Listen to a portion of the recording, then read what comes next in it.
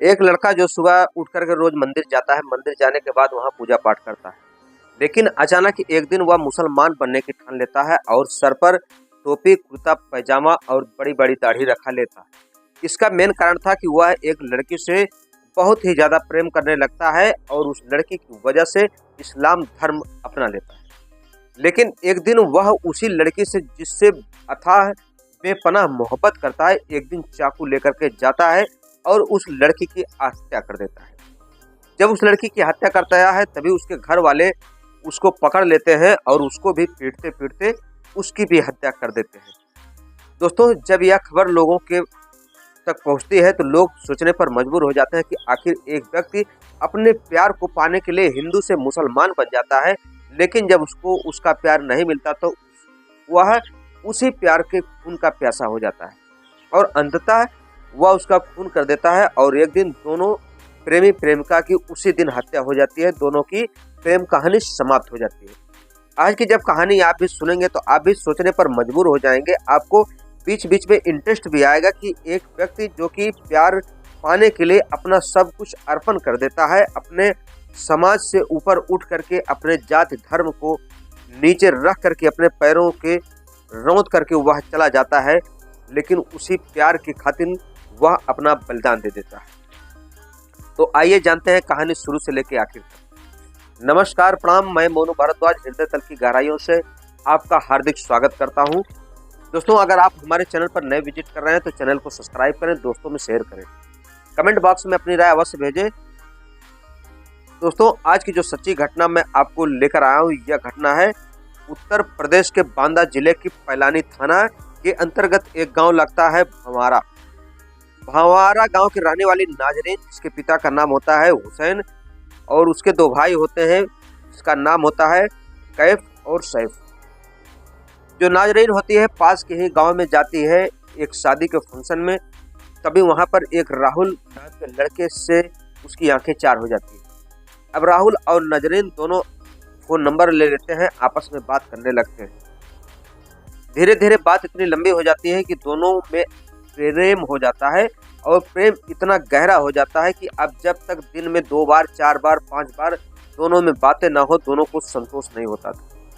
तभी एक दिन जो राहुल था वह नाजरीन से कहता है कि जब तुम नमाज पढ़ने जाती हो तो मुझे बताया करो, कैसे कैसे नमाज पढ़ती हो मुझे भी बताओ, मैं भी सीखूंगा। यह समय धीरे धीरे बीतता जाता है और साल से 2 साल बीत जाता है। इसी बीच जो राहुल था वह नाजरीन के द्वारा बताए गए नमाज के जो लाइनें थी उनको याद कर लेता है और ठीक उसी समय पर जब जब अजान होती है, जब जब नमाज का वक्त होता है, तब वह नमाज अदा करता है। दोस्तों, धीरे धीरे यह बात राहुल के घर वालों को पता लग जाती है। तब राहुल के घर वाले जब इसका विरोध करते हैं तब वह कहता है कि मैं नाजरीन से बेइंतहा मोहब्बत करता हूं और शादी भी उसी से करूंगा। जब राहुल नमाज पढ़ने लगता है तब वह अपना नाम राहुल से मुशीर खान रख लेता है। अब वह लंबी दाढ़ी, सर पर टोपी, कुर्ता पैजामा, 5 वक्त की नमाज अदा करने लगता है और नाजरीन से कहता है कि मैं तुमसे शादी करूंगा, बिना तुम्हारे बगैर मैं जिंदा नहीं रह सकता, अपने जीवन की कल्पना नहीं कर सकता। दोस्तों, जब यह बात धीरे धीरे उड़ने लगती है, नाजरीन के घर वालों को पता लगती है, तो नाजरीन के घर वाले इसका विरोध करते हैं कि वह लड़का हिंदू है और तुम मुसलमान हो, दोनों में शादी कैसे हो सकती है। तब नाजरीन बताती है कि वह लड़का अब हिंदू नहीं बल्कि मेरी वजह से अब मुसलमान बन गया है। अब वह 5 वक्त की नमाज अदा करता है। नाजरीन के घर वाले मान जाते हैं, लेकिन तभी उनके जो पिता होते हैं हुसैन, वह मुंबई में कारोबारी होते हैं। जब घर पर आते हैं तो घर वालों को पूरी जब मामला का पता लगता है तो हुसैन जो होते हैं लड़की के पिता, वह बिखर जाते हैं, क्रोधित हो जाते हैं और कहते हैं कि राहुल के बारे में तुम जानते क्या हो, उसने धर्म परिवर्तन जरूर कर लिया है, लेकिन उसके कमाने और काम धंधा करने का, रोजी रोजगार करने का कोई स्रोत नहीं है। क्योंकि राहुल जो था गरीब परिवार से बिलोंग करता था, वह एक कपड़े की दुकान पर कपड़े दिखाता था और वहीं से उसकी जो सैलरी मिलती थी उसी से उसका काम धाम चलता था। दोस्तों, क्योंकि मुंबई में एक इरफान नाम का लड़का था जो कि काफ़ी अच्छा पैसे वाला था, वह परशुराम तालाब मोहल्ले का रहने वाला जिससे हुसैन की और इरफान की दोस्ती हो जाती है। हुसैन इरफान को अपना दामाद बनाने के लिए रिश्ता पक्का करके आते हैं और जब यहाँ घर आने के बाद इस बेटी की बात को सुनते हैं तो क्रोधित हो जाते हैं और इसी बीच वह 4 दिसंबर को नाजरीन और इरफान की शादी कर देते हैं, यानी कि निकाह करवा देते हैं। जैसे यह बात राहुल को पता लगती है कि नाजरीन की शादी हो गई है, निकाह हो गई है, तो राहुल टूट जाता है, बिल्कुल खाना पीना छोड़ देता है और दिन रात वही सपने देखने लगता है जो कि नाजरीन से वह चोरी छिपे मिलता था। दिन में एक बार नहीं कईयों बार बात करता था। अब वह नाजरीन के बगैर जिंदा नहीं रहने वाला था। वह लगातार नाजरीन के बारे में ही सोचता और कभी कभी उसके दिमाग में ऐसी बातें आ जाती कि वह सोचता कि क्यों न मैं अपने आप को मिटा दूं। लेकिन तभी एक दिन उसके दिमाग में एक ख्याल आता है कि मैं अपने आप को क्यों मिटाऊं, जिसने मुझे धोखा दिया है क्यों ना मैं उसको मिटा दूं।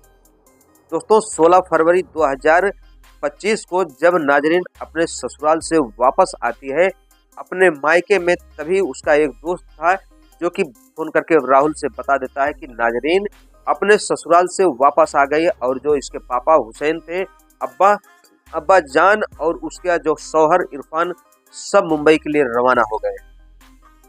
रात के लगभग 1 से 1:30 बजे का वक्त रहा होगा जब मुसेर यानी कि राहुल उर्फ मुसीर उसके घर पर जाता है और देखता है कि वहां पर जो चहारदीवारी लगी हुई है उस पर तार लगा है।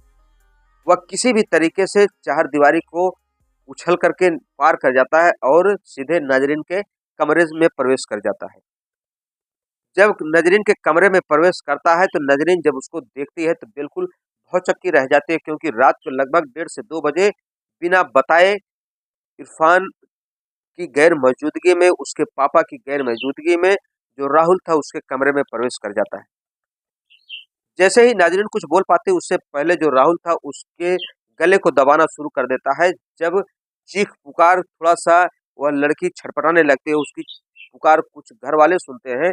उसकी माँ दौड़कर आती है, जब बोलती है कि बेटा मुझसे रुक जाओ। लेकिन इसी बीच राहुल के दिमाग पर खून सवार था, उसके सर पर खून सवार था, भूत सवार था। वह तुरंत एक चाकू निकालता है और ताबड़तोड़ उस नाजरीन के ऊपर हमला कर देता है।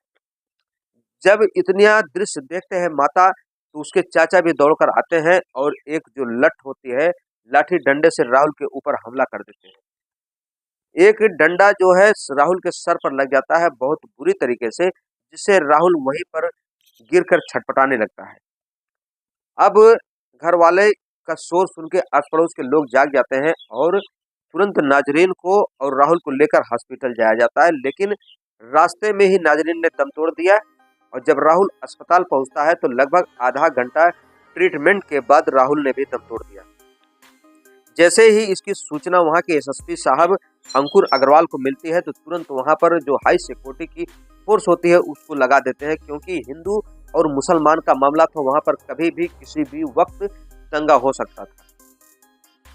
दोस्तों एक प्यार को पाने के लिए जहां राहुल ने अपना धर्म परिवर्तन कर दिया, वहीं पर नाजरीन ने अपने माता पिता के दबाव में आकर के किसी दूसरे लड़के से शादी कर लिया।